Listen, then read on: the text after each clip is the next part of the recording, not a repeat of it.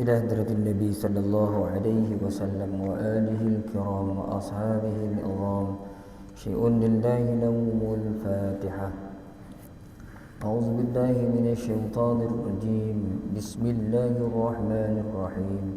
الحمد لله رب العالمين الرحمن الرحيم مالك يوم الدين إياك نعبد وإياك نستعين اهدنا الصراط المستقيم صراط الذين أنعمت عليهم غير المغضوب عليهم ولا الضالين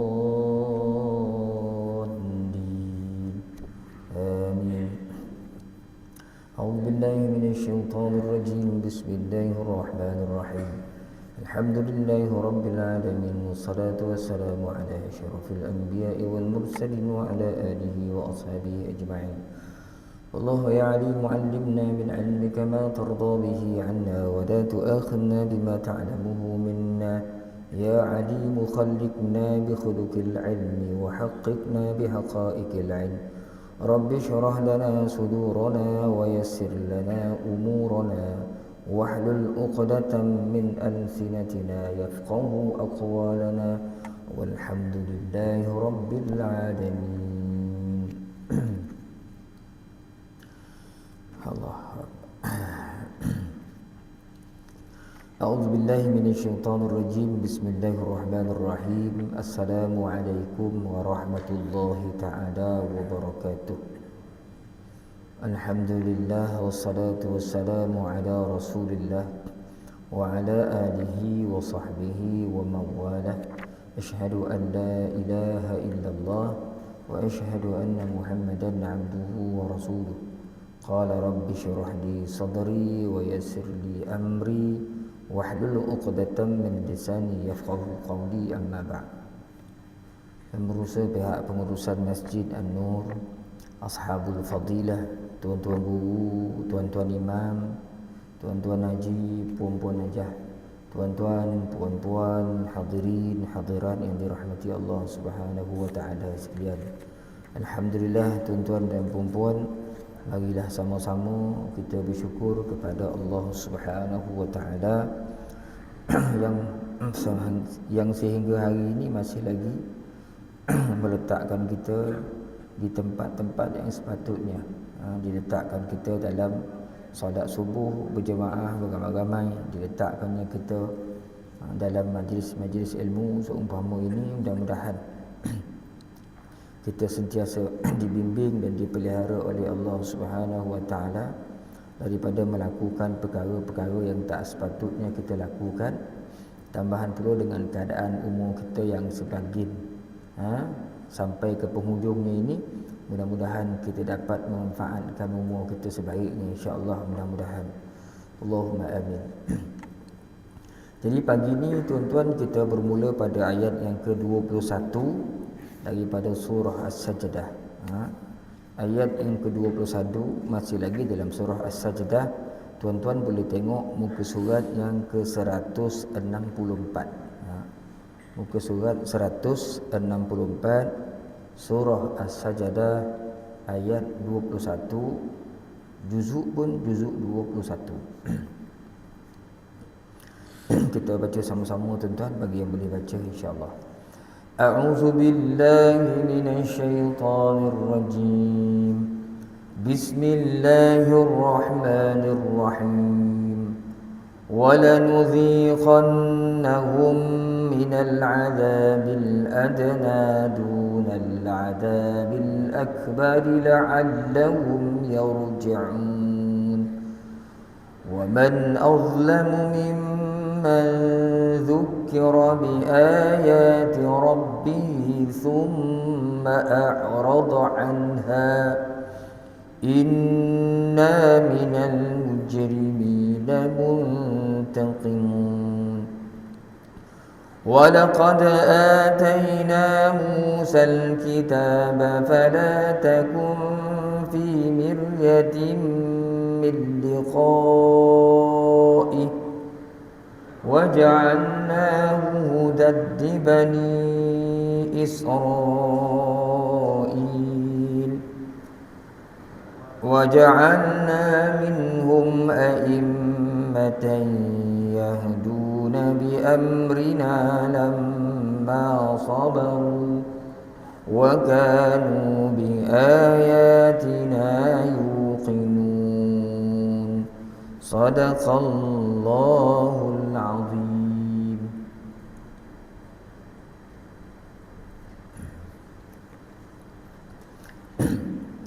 Ayat yang ke-21, وَلَنُذِيقَنَّهُمْ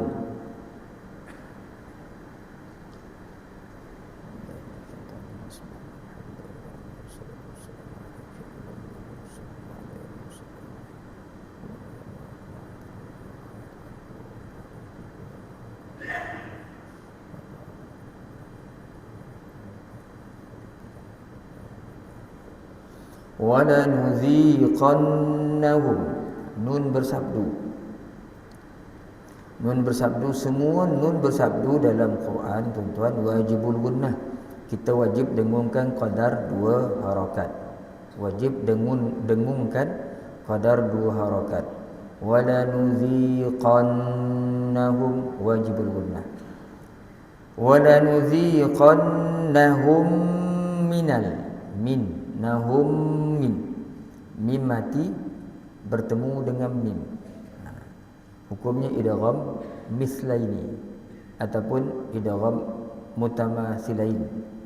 Dalam matan tajwid disebut idgham saghir.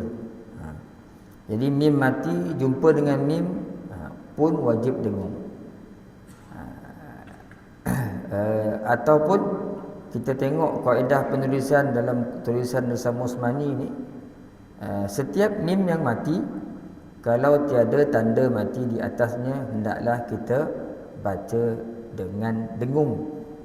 Mana-mana mim yang mati kemudian ada tanda mati di atasnya, kita baca tanpa dengung. Itu kaedah. Kena ingat kaedah tu. Bagi orang yang tak kenal hukum lah. Orang kenal hukum tak ada masalah. Jadi dengung, mim jumpa mim, dengung idgham mislaini. وَلَنُذِيقَنَّهُمْ minal azabil adna. Dal mati tengah-tengah ayat, tengah-tengah bacaan kita, ini qalqalah sughra. Maknanya dal yang mati ni dia mesti ada bunyi detakan, bunyi lantunan suara. Ada bunyi ada. Jadi kita dah banyak kali sebut huruf qalqalah tu ada 5, qaf, ta, ba, jim dan dal. 5 huruf ni bila kita jumpa dia mati, maka kita baca mesti ada bunyi detakan tu. Ad, aq, alta, aj, ab. Dunal azabil akbar, akbari la'allahum yarji'un. Hum yarji'un. Mim mati bertemu dengan ya. Ini izharu syafawi, kita baca tanpa dengung. Dan tuan-tuan tengok mim tu mati, ada tanda mati di atasnya. Mana-mana mim yang mati ada tanda mati di atasnya, maka kita tandanya tidak boleh baca dengan dengung. Berbeza dengan pada wala nuziqannahum tu. Mim tu mati tapi tak ada tanda mati ya. Bila tak ada tanda mati, kita dengungkan. Bila mim yang mati ada tanda matinya, maka itu kita baca tanpa dengung. La'allahum yarji'un. Un tu man arid lisukun. Dia senang nak kenal man arid lisukun ni. Dia bukan duduk hujung ayat, tapi dia duduk di hujung bacaan kita. Walaupun sini hujung ayat, tuan-tuan sambung yarji'una walaqad tawih sambungan, dia takkan jadi mad arid sukun kan, dia akan jadi mad asli.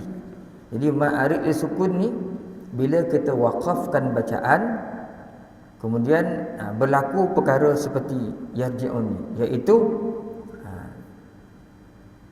hujung perkataan tu huruf berbaris macam ni nun, kemudian sebelumnya ada huruf waw yang mati, atau alif yang mati, atau ya yang mati.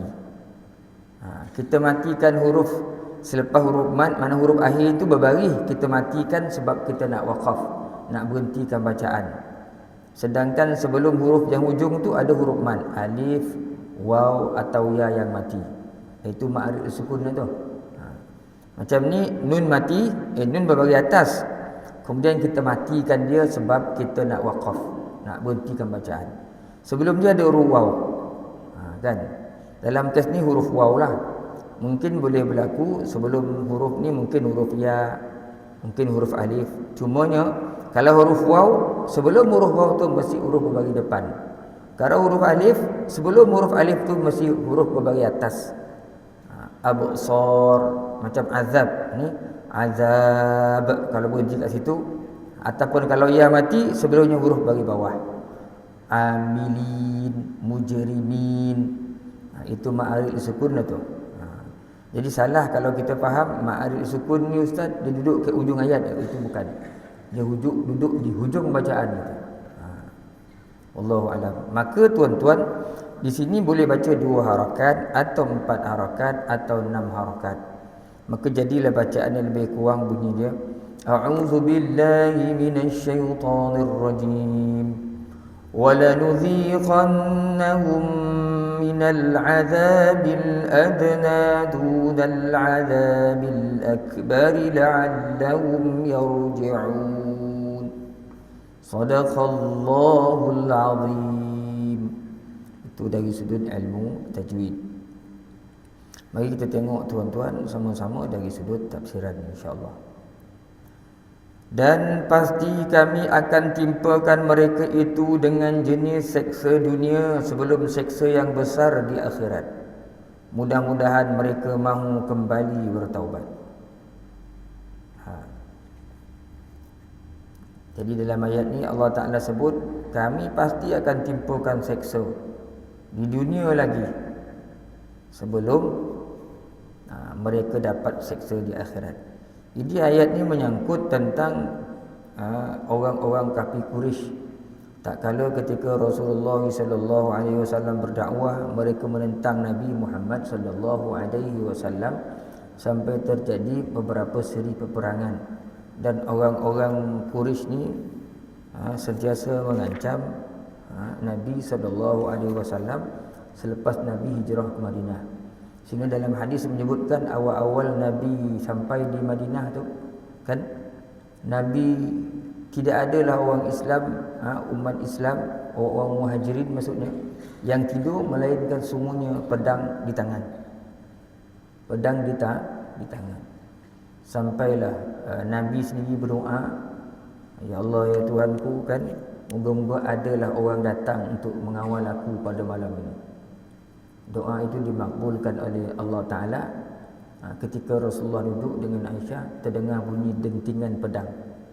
Maka Nabi tanya, siapa? Orang jawab, saya Sa'ad bin Abi Waqqas, datang untuk menjagamu ya Rasulullah. Sampai beberapa malam tu, sampailah turun ayat, Allah Ta'ala sebut, cukuplah wahai Muhammad, janganlah kau gusar, Allah Ta'ala saja yang menjaga kau daripada kejahatan manusia. Barulah Rasulullah suruh sahabat-sahabat balik, tak payah jaga orang, Allah Ta'ala dah janji jaga aku, kata Rasulullah SAW. Sampailah berperang Badar, Uhud kan.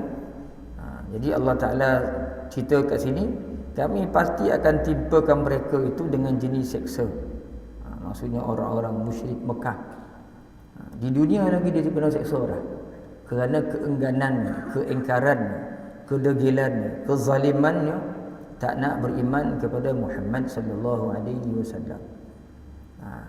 Kemudian Allah menerangkan bahawa kesengsaraan di akhirat itu sebenarnya ada pendahuluannya, iaitu orang-orang yang kafir itu terlebih dahulu akan menerima seksa di dunia, seperti ditimpa bermacam-macam penyakit, menderita bahaya kelaparan dan mengalami pembunuhan.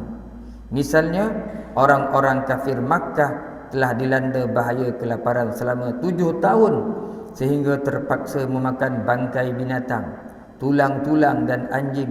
Demikian mengikut kata Ibnu Abbas. Jadi ini diriwayatkan oleh Al-Muqatil rahmatullah alaihi. Al-Muqatil menyebutkan sampai orang kafir Mekah ni Allah Ta'ala azab 7 tahun sampai ada yang makan tulang-tulang binatang, makan bangkai, makan anjing kerana kelaparan. Itu diriwayatkan oleh Al-Mukhatil dalam tafsir Qurtubi ni. Dan mengikut Ibnu Mas'ud, mereka banyak yang tewas dan terbunuh dalam medan perang Badar. Ini pun kita tengok dalam sejarah, tak kala berlaku peperangan kan, yang hanya pada ketika itu Rasulullah dan sahabatnya 313 orang menentang 1000 orang. 2 kali ganda kekuatan tentera yang ada pada kaum Quraisy. Walaupun jumlah 1000 orang itu, mereka tak mampu untuk mengalahkan orang-orang Islam pada ketika itu. Pada ketika itu Allah Ta'ala membantu umat Islam dengan diturunkan para malaikat bersama-sama berjuang membantu Rasulullah sallallahu alaihi wasallam. Jadi maksud, dan kami pasti akan timpakan mereka dengan jenis seksa azab dari ke dunia ni sebelum ke akhirat. Maksudnya dalam perang Badar tu. Ramai pemimpin-pemimpin Quraisy yang mati dalam perang Badar, yang terbunuh, Allah Ta'ala azab dia. Dalam kebuluran 7 tahun perang kalah pula. Ramai ketua-ketua hebat-hebat dia mati dalam perang Badar, dan ramai juga yang ditawan dalam perang Badar itu. Itu maksud ayat kami timpakan mereka azab dahulu di dunia. Semua seksa ini untuk menjadi pengajaran bagi mereka di dunia agar mahu meninggalkan dosa yang telah mereka lakukan sebelum mereka akan ditimpakan dengan seksa yang lebih besar lagi, iaitu seksa di hari akhirat di mana mereka akan dimasukkan dalam neraka Jahannam. Bismillahirrahmanirrahim. Jadi Allah Ta'ala buat begitu hendaknya supaya orang-orang kafir Makkah ini akhirnya dia sedar dia buat salah. Dia beriman dengan Rasulullah sallallahu alaihi wasallam. Tapi tak berlaku begitu. Tak berlaku begitu. Kita tengok sikit tuan-tuan dalam tafsir Qurtubi ni, saya ada sempat snap tadi. Jadi dalam tafsir Qurtubi ni disebutkan di sini ada beberapa pendapat ulama tentang maksud kami pasti timpakan kepada orang-orang pada mereka itu azab di dunia sebelum datang azab di akhirat. Di mana di antaranya ada pendapat daripada Al-Hasan, Abu Aliyah, Ad-Dhahhak, Ubay bin Ka'ab dan Ibrahim An-Nakhai yang menafsirkan bahawa kata dia al-azabil adna itu adalah musibah dan segala kesulitan yang ditimpakan kepada manusia agar dapat mengambil pelajaran daripadanya dan bertaubat. Jadi azabil adna ni bukan saja perang lah. Menurut pendapat ulama yang saya sebutkan tadi, kata dia maksud azabil adna ni orang-orang yang kafir secara umumnya atas muka bumi ni. Turun ni ke kafir Quraisy, tapi umumnya ayat ni pengajaran untuk semua manusia di atas mereka bumi ni. Mereka pasti akan dikenakan musibah, kesulitan, macam-macam lah, supaya mereka dapat pelajaran, bertaubat di atas sebab kekafiran mereka. Itu satu pandangan. Kemudian ada juga pandangan yang lain, seperti datangnya daripada Al-Husain bin Ali Abdullah bin Haris, yang berpendapat bahawa mereka akan tewas dalam perang Badar.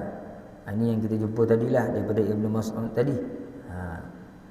Sedang Muqatil menyebutkan bahawa akan datang musim kelaparan yang dirasakan oleh penduduk Makkah selama 7 tahun.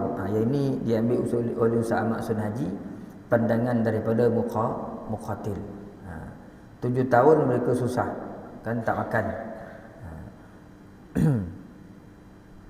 Ada juga pendapat yang lain menyebutkan, iaitu datangnya daripada Muqatil juga, tetapi disampaikan oleh Mujahid, Imam Mujahid rahmatullah alaih. Maksud dia azabil adnani, orang-orang kafir ni mereka akan dikenakan azab kubur oleh Allah Subhanahu wa taala, azab dahsyat dalam kubur mereka. Dan pendapat ini disokong juga oleh Al-Barra bin Azib. Jadi banyaklah maksud al-azabil adna tu. Dan ulama sepakat dunal azabil akbar, sebelum sampai kepada mereka seksa besar, azabil akbar sebesar, iaitu maksud dia neraka jahanam. Maksud dia neraka jahanam. Maksud dia neraka jahanam. Okey. Habis ayat yang ke-21 tuan-tuan. Jadi maksudnya ayat 21 ni, orang-orang yang kufur dan beriman kepada Allah Subhanahu Wa Taala di atas muka bumi ni, mereka akan dikenakan musibah dan azab oleh Allah Subhanahu Wa Taala kerana mereka tidak beriman. Kan?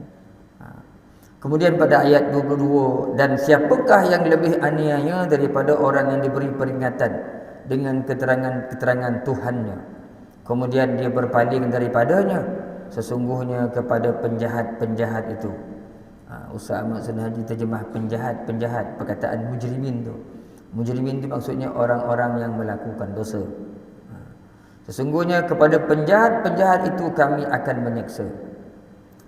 Allah Ta'ala sebut di sini, tanya kita, siapakah yang lebih zalim daripada orang yang diberi peringatan dan keterangan daripada Tuhannya, kemudian setelah dia faham keterangan itu, dia tinggalkan. Siapa lagi lebih zalim pada orang ni? Orang buat kesalahan dalam keadaan dia tak tahu itu satu kesalahan, itu tak ada masalah. Ini dah diberitahu dah. Dia beri peringatan tetapi dia meninggalkan peringatan. Sebab tu dalam tafsir Dr. Wahbah Zuhairi sebut, dalam ayat ni Allah menjelaskan kepada kita faktor umum yang menjadi sebab manusia itu diazab adalah, kata dia, iaitu kezaliman manusia. Dia zalim atas diri sendiri. Sebab itu Allah Ta'ala azab dia. Banyak ayat, wa ma kana Allahu liyazlimahum walakin kanu anfusahum yadhlimun, atau fama kana Allahu liyazlimahum walakin kanu anfusahum yadhlimun. Fama kana Allahu liyazlimahum, Allah Ta'ala tak pernah menzalimi mereka, manusia ni, tetapi mereka sendiri yang menzalimi diri mereka sendiri. Di dalam ayat ini Allah Ta'ala sebutkan tak ada satu orang pun yang lebih zalim berbanding dengan orang yang Allah Ta'ala telah ingatkannya dengan ayat-ayat Quran, dengan mukjizat-mukjizat. Dulu-dulu zaman para rasul diutus kepada setiap umat masing-masing. Para rasul tu bukan sekadar diberikan kitab sebagai kitab panduan, kan, tetapi mereka dianugerahkan bersama anugerah, iaitu mukjizat. Mukjizat ni amrun khariqun lil adah, perkara yang mencari kebiasaan, yang mustahil berlaku, tetapi Allah Ta'ala kurniakan kepada para rasul sebagai penguat kerasulan mereka, supaya membuktikan mereka tu benar-benar dilantik oleh Allah sebagai utusan. Dan bila orang tengok perkara yang tak mungkin mereka buat ada pada rasul-rasul ni, akhirnya mereka beriman sebagai salah satu penguat kepada para rasul. Tiba-tiba dah diingatkan dengan kitab, ditunjukkan perkara-perkara hebat yang dibawa oleh para rasul ni, tak juga boleh beriman. Siapa lagi yang lebih zalim? Kan? Allah Ta'ala jelaskan ayat, kemudian mukjizat-mukjizat, lepas tu dia meninggalkan dia dah faham ayat dah. Dia dah tahu dah mukjizat ni, Nabi datang, Rasul ni daripada Allah. Dia tinggalkan segala-galanya, dia abaikannya, dia mengingkarinya, dia menolaknya, dia berpaling daripadanya, dia mencampakkannya pemahaman tu jauh-jauh, dan dia tidak mempedulikannya sedikit pun. Siapa lebih zalim daripada orang tu? Kan? Kita ada anak murid ke sekolah, kita bagi tahu dia, Nia keputusan akak-akak dengan abang kau pekso tahun lepas. Nia. Yang bagian atas ni, yang ustaz hijauan ni semua budak-budak yang dengar cakap, yang rajin-rajin, yang study malam-malam, yang tak faham jumpa cikgu, kerja rumah dia buat, tugasan bagi cikgu dia ikut Kan macam-macam kita buat tuition, dia datang apa semua, ni dah hasil dia. Yang merah bawah merah ni semua yang dogi-dogi ni. Dah ingat anda datang ke usaha ni semua melalak ambil sijil dulu ni. Khabar ke anak murid kita. Dia pun faham. Tapi ada yang dogi gitu. Tak nak dengar cakap, tak nak belajar sungguh-sungguh. Sebenarnya yang jenis macam ni anak kita jenis, dia sedang menzalimi diri sendiri tanpa dia sedari. Kita dah beritahu, dah ingatkan, tapi dia tak ingat-ingat. Itulah perumpamaan kepada orang zaman dulu dan zaman sekarang. Walaupun kita zaman dulu ni samalah zaman sekarang. Dah diingat anda, diberi peringatan, tetapi mereka meninggalkan. Bahkan tak kurang juga yang mencumuh orang-orang yang memberi peringatan. Bahkan dicari-cari pula kesalahan orang yang beri peringatan. Itulah seburuk-buruk perangai orang yang dah diingatkan, dan mereka hati kecil mereka sendiri dah beriman, dah tahu, dah yakin nasihat ini adalah benar, tapi kerana keegoannya, keengkarannya, dia tolaknya nasihat itu. Dia tak nak ikut, bahkan dia buruk-burukkanlah. Itulah yang ada di akhir zaman. Allah Ta'ala sebut, waman azlam mimman dzukir. Siapa lagi yang lebih zalim daripada orang macam ni yang dah diberi nasihat, tapi dia tak nak ikut, sehingga akhirnya keluarlah perkataan-perkataan yang apa ni, yang berlawanan dengan perkataan-perkataan nasihat itu. Kau besok kalau kau tak solat, tak puasa, tak tutup aurat, besok dalam kubur kau latih, kau menjerit, dia azab dari Tuhan. Dia boleh pula kubur ustaz masing-masing. Kalau saya menjerit dalam kubur saya, bukan kubur ustaz dah. Itu yang keluar perkataan-perkataan kufur seperti itu. Kalau saya menjerit ustaz dalam kubur saya, kubur masing-masing, kan? Jadi kita pun sudah malah. Orang inilah disebut oleh Allah Ta'ala orang yang zalim. Kan? Dan Nabi nasihat tak nak ikut. Kemudian Allah menyebutkan pula keadaan orang yang berpaling dan menerima keterangan-keterangan Allah selepas menerangkan keadaan orang yang mahu mengikuti keterangannya dan menyambutnya dengan baik serta sujud dan tasbih dengan memuji Tuhan mereka, iaitu tidak ada orang yang lebih aniaya, lebih zalim dari orang yang diberi peringatan dengan keterangan-keterangan Tuhannya dan dibawakan pengajaran yang ada di dalam Al-Quran oleh Rasulnya, tetapi kemudian dia buat tak tahu, lalu berpaling dengan serta-merta dan tidak mahu mengikuti pengajaran atau mendengar nasihat, maka orang itulah yang paling aniaya, paling zalim orang itu. Sesungguhnya Allah akan menimpakan seksa yang besar kepada orang-orang musyrik yang berdosa itu, atau digelarkan sebagai penjahat-penjahat kerana perbuatan mereka yang jahat dan banyak membuat maksiat. Tak boleh terfikir di otak kita ni, satu dosa yang paling besar lah di sisi Allah, tak ada dosa besar lain lah, iaitu meninggalkan sembahyang, solat. Kita tak terfikir macam mana orang boleh seberani itu untuk tidak solat. Dalam keadaan yang tak solat tu, kalau ditanya kau yakin tak sembahyang ni wajib, yakin tak? Saya malih lah. Masya Allah. Saya salut dengan orang macam ni. Anda berani kat tu. Tak sembahyang orang, kalau tuan-tuan nak tengok orang paling hebat ni berani tu, orang tak sembahyang lah. Sedangkan Allah Ta'ala dah ancam macam-macam, masuk dalam neraka sakar apa semua, tak dipeduli. Bahkan jumlah orang tak sembahyang tu lebih ramai daripada orang yang sembahyang pada hari ini, tuan-tuan. Tak tahu nak jadi apa, kan? Mudah-mudahan tidak ada dalam keturunan kita orang-orang yang tidak mendirikan sembahyang. Banyak-banyaklah doa, Allahumma rabbi ja'alni muqimis salati wa min dhurriyyatina, kan? Rabbana wa taqabbal doa. Ya Allah, ya Tuhanku, jadikan aku dan keturunan aku ni orang-orang yang mendirikan salat. Ya Allah, terimalah doa kami. Dalam hubungan ini Ibnu Jarir telah meriwayatkan kepada Muaz bin Jabal katanya, saya dengar Rasulullah sallallahu alaihi wasallam bersabda, "Salathum man fa'alahunna faqad ajram. Man aqada liwa'an fi ghairi haqqin aw aqqa walidayhi aw masya ma'a zalimin yansuruhu yaqulu Allahu inna minal mujrimina muntaqimun."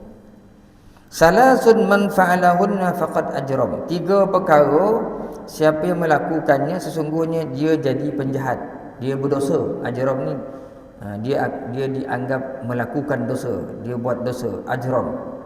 Siapa yang pertama ni? Man aqada liwa'an fi ghairi haqqin, iaitu orang yang melantik panglima perang dalam perkara yang tidak berhak.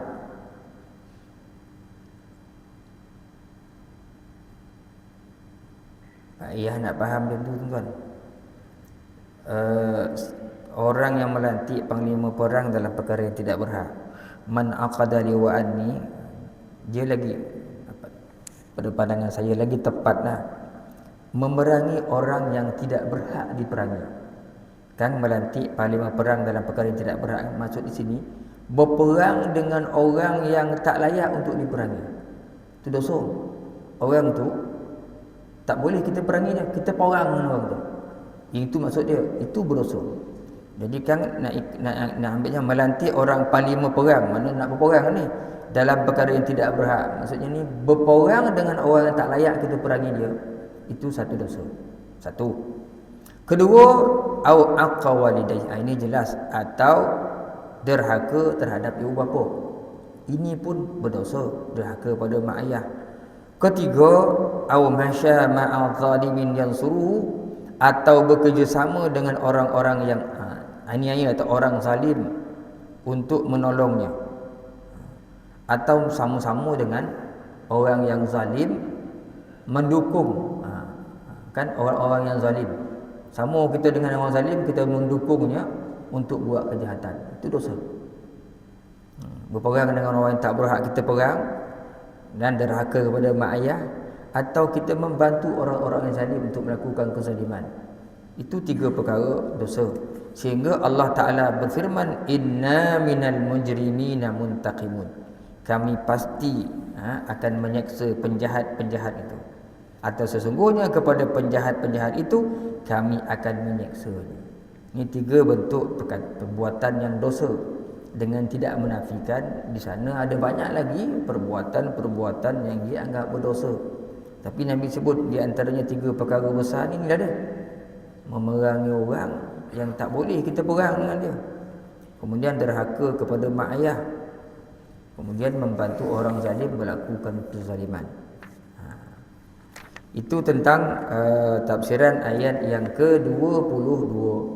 Jadi ayat yang ke-22 ini menjelaskan kepada kita, Allah Ta'ala beritahu, kalau nak tahu orang yang paling zalim sekali adalah orang yang menjauhkan peringatan daripada Allah, sama ada melalui kitab-kitab sucinya, ataupun peringatan para nabinya, ataupun datang daripada orang-orang lain, para nabi, para ulama, orang saleh mengingatkan dia, kemudian dia menjauhi, meninggalkan peringatan itu. Akhirnya dia menzalimi diri dia sendiri dengan kekufuran, dengan kesesatan. Dia tak nak ikut kebenaran. Inilah orang yang paling zalim. Orang yang sengaja meninggalkan cahaya, sedangkan dia tahu cahaya itu menunjuk kepada jalan keselamatan. Tak nak, sukur ada jalan dalam golap. Akhir habis semua dilanggar. Bosi dilanggar, papan di dunia, duri dipijak, kerana tak nampak. Kan? Itulah maksud Kemudian pada ayat yang berikutnya, ayat ini pendek-pendek tu. Ayat yang ke-23, masuk cerita baru pula ni. Walaqad atayna Musal kitaba fala takum fi miryatin min liqa'ih waja'alnahu hudan li bani Israil. Dan sesungguhnya kami, yakni Allah, telah mengurniakan kepada Musa akan kitab Taurat.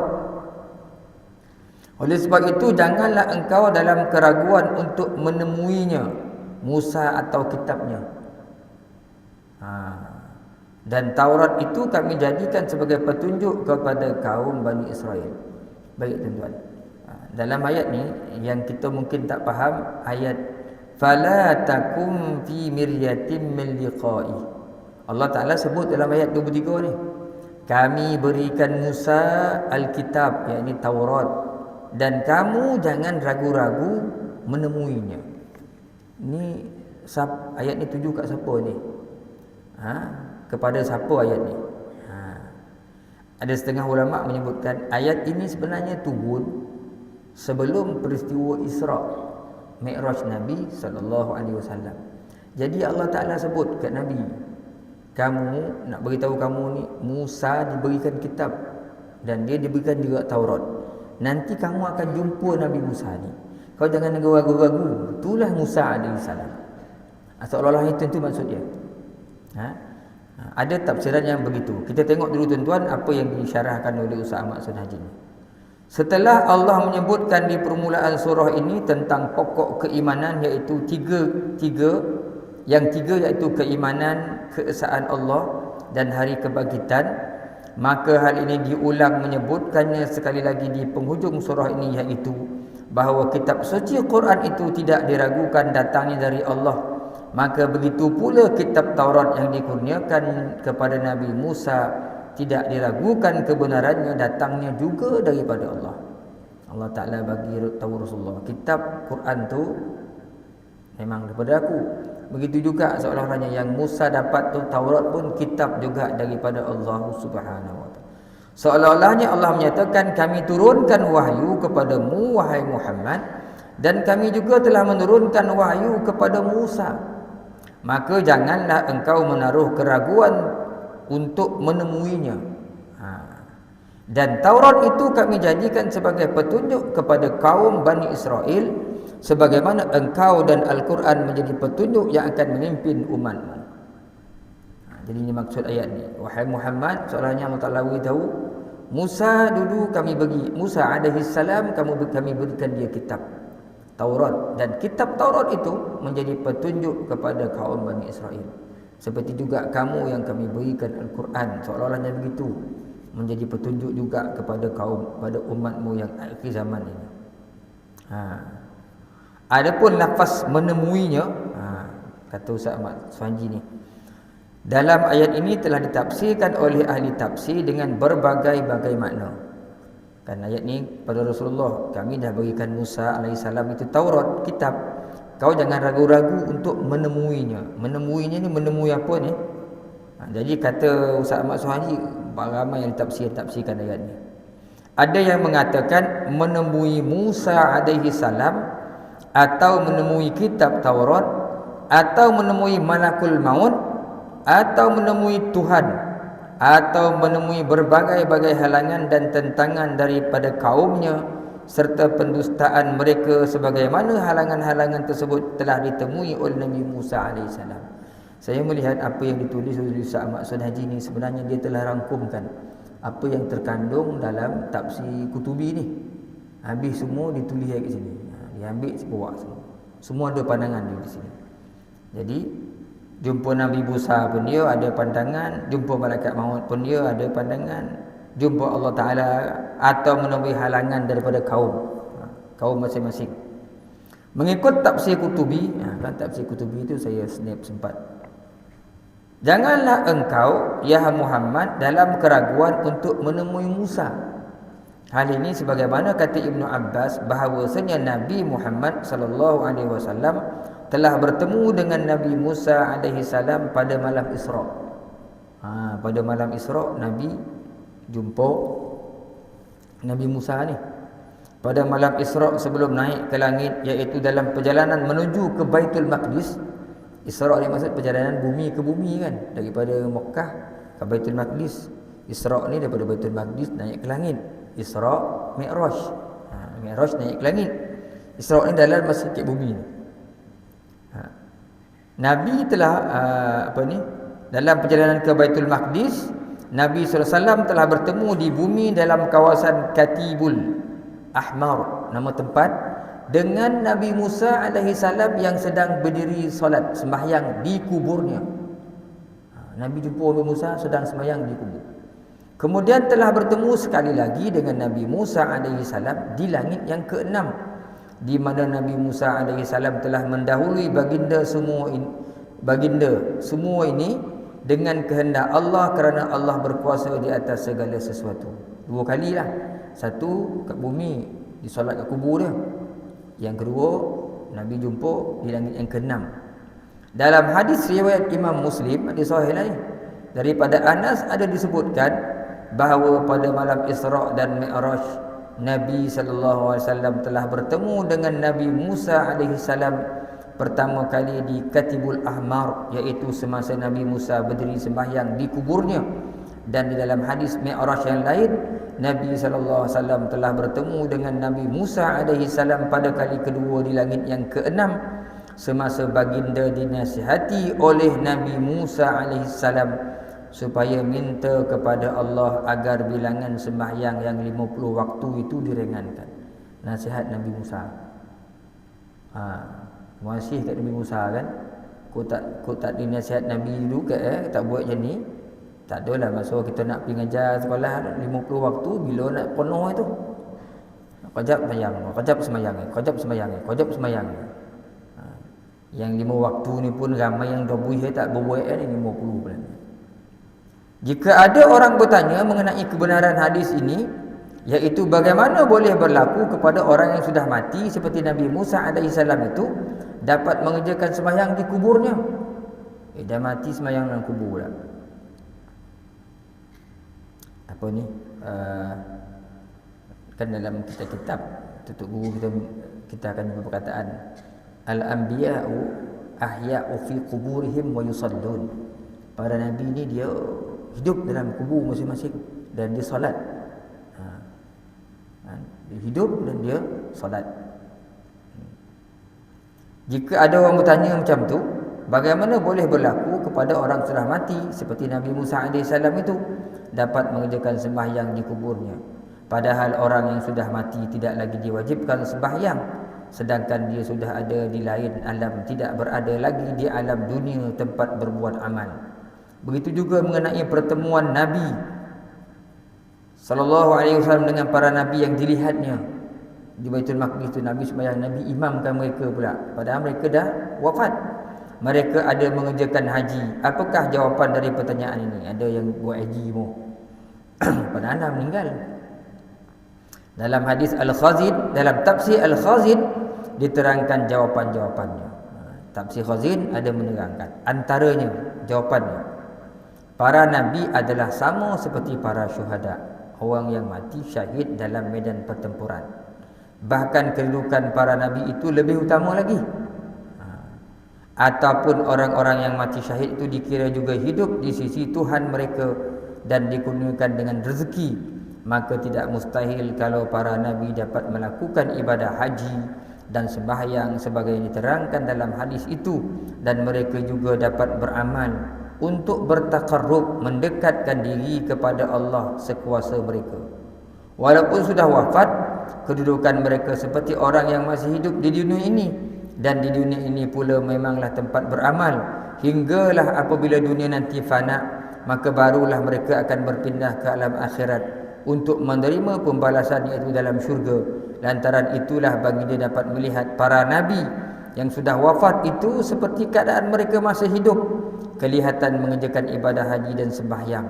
Begitu pula mengenai kewajipan-kewajipan yang dibebankan ke atas mereka walaupun sudah terangkat semasa di akhirat, namun amalan-amalan seperti zikir, bersyukur serta berdoa masih belum lagi terangkat, kerana Allah ada menyatakan dalam Al-Quran ayat 10 surah Yunus, da'wahum fiha subhanakallahumma wa tahiyyatuhum fiha salam.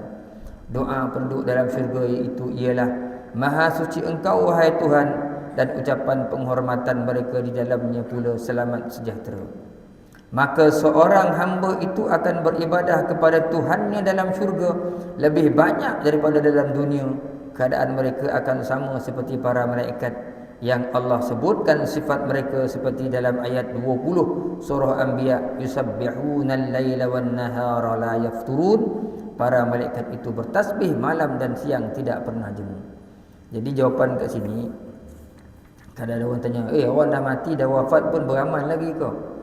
Memang ada perkataan-perkataan tu. Para nabi lebih tinggi kedudukannya daripada para syuhada, orang besar. Sedangkan untuk orang yang mati syahid pun Allah Ta'ala sebut dalam Quran.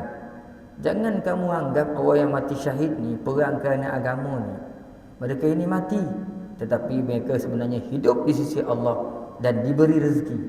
Wala tahsabanna allazi, apa ayat tu? Wala tahsabanna allazina qutilu fi sabilillahi amwata bal ahya'un 'inda rabbihim yurzaqun. Jangan kamu anggap orang yang mati syahid itu dalam perang fisabilillah ini dia mati. Sebenarnya mereka bal ahya, bahkan mereka hidup inda rabbihim, di sisi Tuhan mereka, yurzaqun, diberi rezeki pula. Orang biasa yang mati syahid, sedang para nabi lebih tinggi daripada orang yang mati syahid berdasarkan apa disebut oleh Ustaz Ahmad Sunaji. Jadi orang mati syahid pun dia diberi rezeki, dia hidup. Begitu juga para nabi. Dan orang dalam syurga walaupun tak diwajibkan ibadah, tapi dalam syurga itu manusia beribadah sesuka mereka sebagai tanda kesyukuran kepada Allah Subhanahu wa taala. Dalam Jawharatul Mauhub, tak salah saya dalam kitab itu ada sebut, pada dalam syurga ini waktu-waktu solat itu akan kedengaran bunyi tasbih. Itu petanda kepada waktu-waktu solat. Subuh akan bunyi takbir tasbih, datang pula zuhur ada bunyi tasbih lagi. Itu. Dan memang begitu keadaan penduduk syurga, mereka sentiasa bertasbih, bersyukur kepada Allah Subhanahu wa taala.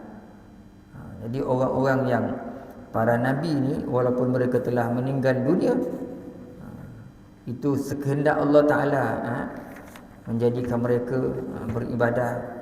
Jumpa oleh Nabi Muhammad, Nabi Musa salat, kan? Kemudian ketika Nabi dalam peristiwa Isra Mi'raj nak naik ke langit, Nabi mengimamkan para anbiya yang lain di Baitul Maqdis itu, kan? Ini semuanya atas kehendak Allah Subhanahu wa taala tu. Jadi tak ada yang pelik lah kalau kita sangkutkan dalam akal fikiran kita ni, apa saja yang berlaku adalah atas kehendak Allah. Allah Taala boleh buat ikut kehendak dia, maka tidak ada yang mustahil. Yang mustahil ni milik kita ya. Kita yang ada perkataan mustahil ni. Bagi Allah Taala, apakah yang mustahil pada kuasanya, pada kebolehannya, pada iradah dan kudratnya? Tidak ada sesuatu pun. Semuanya mungkin di sisi Allah Taala. Semuanya boleh dilakukan oleh Allah Subhanahu wa taala. Termasuklah para nabi yang telah meninggal dunia pun, mereka masih lagi salat di kubur mereka, jumpa ada yang buat haji, kan? Ini semua adalah atas kehendak Allah Taala. Sedang dalam kitab Tazkirah tu pun kita baca, Imam Qutubi ada menceritakan keadaan orang yang biasa ni pun, yang meninggal dunia ni pun, mereka hidup di alam barzah, di alam mereka sendiri, kan? Mereka saling tanya-menanya. Bila meninggal, kita akan tanya dia orang. Datang yang orang seorang datang meninggalkan masuk kubur, orang tanya, macam mana cik ni tu, macam mana orang tu? Kan? Dalam riwayat kan, sehingga mereka kata, biarlah dia berehat dulu, dia datang jauh ni, biar dia rehat dulu, jangan tanya. Begitulah biasanya, datang satu roh ni akan tanya, macam mana saya syukur tu? Dia sihat dia lagi. So datang seorang mati, macam mana dia? Dia pun nampak dalam nampak tu tak lama je dah. Macam tu lah kita tanya, macam mana makcik tu? Entahlah, tak berdiri dah tu, dah duduk macam tu. Orang tanya kan. Yang itu berlaku. Itu pun berlaku di alam barzah. Roh-roh ni masing-masing macam-macam lah kan. Ada yang Nabi sebut tidur seperti tidur pengantin, kan? Sehingga Imam Qutubi sebut mereka hidup dalam kubur mereka dan di alam mereka, dan wa yatazawaruna bainahum, mereka saling menziarahi, pergi tengok orangnya, kan? Masing-masing adalah, ada yang kena azab teruk lah dalam kubur tu. Itu semuanya bergantung kepada amal ibadah yang kita lakukan semasa kita hidup atas muka bumi ni, tuan-tuan. Kalau banyak yang kita lakukan kebaikan, insya-Allah kebaikan yang kita dapat di akhirat. Kalau kita buat keburukan yang kita dapat. Man jaa bil hasanati falahu khairum minha Wa man jaa'a bis-sayyi'ati fala yujzal ladzina 'amilus sayyi'ati illa ma kanu ya'malun. Siapa buat baik, dia akan dapat kebaikan. Falahu khairum minha, lebih baik daripada kebaikan. Wa man jaa'a bis-sayyi'ah, siapa buat kejahatan, fala yujzal ladzina 'amilus sayyi'at, tidak dibalas orang-orang yang melakukan kejahatan itu. Allah Taala sebut melainkan illa bima kanu ya'malun, setimpal dengan apa yang dibuat. Dan ada satu ayat yang sama, man jaa'a bil hasanati falahu khairum minha wa man jaa'a bis sayyi'ah fakubbat wujuhuhum finnar. Hal tujzauna illa bima kuntum ta'malun. Siapa buat baik, maka mereka akan dapat kebaikan, Allah Taala sebut. Siapa yang buat jahat, fakubbat wujuhum finnar, wajah mereka akan ditangkupkan oleh Allah Taala, dibonam dalam neraka di akhirat besok. Dan kamu tidak akan dibalas, kata Allah, melainkan setimpal dengan apa yang kamu buat. Jadi tuan-tuan dan puan-puan, semasa kita masih ada nyawa ni tuan-tuan, yang nama kebaikan tu walaupun kecil, kita buatlah. Nabi sebut walaupun sekadar senyum kepada saudara kita, kan? Wala tahqiranna, Nabi sebut apa tu, janganlah kamu memandang enteng perbuatan kebaikan, yang namanya kebaikan tu walaupun kecil, walaupun sekadar memberi senyuman kepada sahabat-sahabat kita, saudara-saudara se-Islam kita. Jadi biasa-biasakanlah dengan senyuman, kerana senyuman itu adalah pengikat kepada persaudaraan. Kita kalau tengok orang masam dia, kita pun tak nak layan dah. Tangan jauh dah menyonggi dia kan. Kita pun seronok lah jumpa kawan macam tu. Kalau kita serius je, tak tahu nak senyum dengan orang, susah kita nak dapat dengan orang, kan? Sebab itu Nabi sebut dalam hadis, sifat orang Islam ni dia mudah mesra dengan orang. Satu kesalahan lah, tak betul lah kita hari ni, kita mesra dengan kawan kita ya. Dengan orang lain tu siapa tu? Tak malu datang, yang tak pernah nampak sini tu. Jangan macam tu. Yang jauh-jauh tu yang kita nak pernah, yang dah pernah, yang tak pernah tu siapa tu? Entah tak tahu siapa tu. Ada orang dah 3 minggu dah tu. Dah 3 minggu dia tak pernah aku tu dah. Dah 3 minggu dah nampak tu, tak siapa kan? Tak siapa. Kan nampak bona kita memilih-milih bulu tu. Sedangkan yang itu yang Nabi tak nak. Sehingga Nabi sebut dalam hadis, al-mu'minu alifun wa ma'lufun, la khaira fi man la ya'luf wa la yu'laf. Orang mukmin itu dia alif. Alif ni dia mudah mesra dengan orang, dijinak. Wa ma'lufun, dia mesra dan dia mudah dimesrai. La khaira fi man la ya'luf wa la yu'laf. Nabi sebut tidak ada kebaikan pada orang yang dia tak mesra dengan orang dan dia sukar dimesrai. Ayah nak cakap sepatah tanya, sepatah jawab. Tak menawi kedai. Beli apa? Teh. Tak minum Milo ke? Tak. Macam tu lah. Payah. Cuba orang yang mesra kita kan. Tu mudah kita. Kita tanya satu, datang mana ni? Tang kau dai takau macam ni, kau jumpa sini takau. Kita dengar dia cakap pasal mana. Belum tanya lagi dia dah bagi dah. Soalan tu belum keluar soalan, jawapan dah ada. Orang macam ni dia capek kawan. Yang itu yang Nabi nak, supaya mengikat persaudaraan. Ingat tuan-tuan, cukuplah sekadar tu untuk pagi ni. Mudah-mudahan ada kebaikannya. Mudah-mudahan kita semua diberikan ganjaran pahala yang besar oleh Allah dengan asbab solat subuh kita berjemaah, dengan sebab kita masuk ke majlis ilmu ni. Tuan-tuan, mudah-mudahan yang paling besar yang kita harapkan tuan-tuan, mudah-mudahan Allah Ta'ala ridha pada kita. Itulah nikmat yang paling besar di syurga, di mana Allah Subhanahu Wa Ta'ala ridha kepadanya. Mudah-mudahan Allah Ta'ala ridha kita atas muka bumi ni sebelum masuk kita ke alam syurga. Mudah-mudahan dengan sebab kita masuk majlis ilmu ni, Allah Ta'ala ampunkan kita semua, ahli keluarga kita, kaum kerabat, keturunan kita, sahabat, jiran, tetangga kita. Mudah-mudahan, Allahumma amin. Aqulu qawli hadza, astaghfirullah li wa lakum. Assalamualaikum warahmatullahi taala wabarakatuh. Kita berhenti di sini tuan-tuan. A'udzubillahi minasyaitonirrajim. Bismillahirrahmanirrahim. Alhamdulillahi rabbil alamin, wassalatu wassalamu ala asyrafil anbiya'i wal mursalin wa ala alihi wa ashabihi ajma'in. Allahumma zidna ilman nafi'a warzuqna fahma اللهم ارزقنا فهم النبيين وحفظ المرسلين برحمتك يا أرحم الراحمين. اللهم أعنا على ذكرك وشكرك وحسن عبادتك. اللهم اللهم إن دخل الرياء في أعمالنا وأقوالنا وأفعالنا ولم نعلم به أو علمنا تبنا عنه وأسلمنا ونقول لا إله إلا الله محمد رسول الله صلى الله عليه وسلم. اللهم ارزق أولادنا بالنجاح في كل امتحانهم برحمتك يا أرحم الراحمين. اللهم زلل لهم صعوبة أمرهم وسهل عليهم مشقة دراستهم وارزقهم من الخير أكثر مما نطلب واصرف عنهم كل شر إنك على كل شيء قدير. اللهم انصر إخواننا المسلمين في فلسطين. اللهم انصر إخواننا المسلمين في لبنان. اللهم انصر إخواننا المسلمين في كل مكان برحمتك يا أرحم الراحمين. الحمد لله رب العالمين. تسبيح كفارة من سورة العصر. سبحانك الله وبحمدك أشهد أن لا إله إلا أنت أستغفرك وأتوب إليك.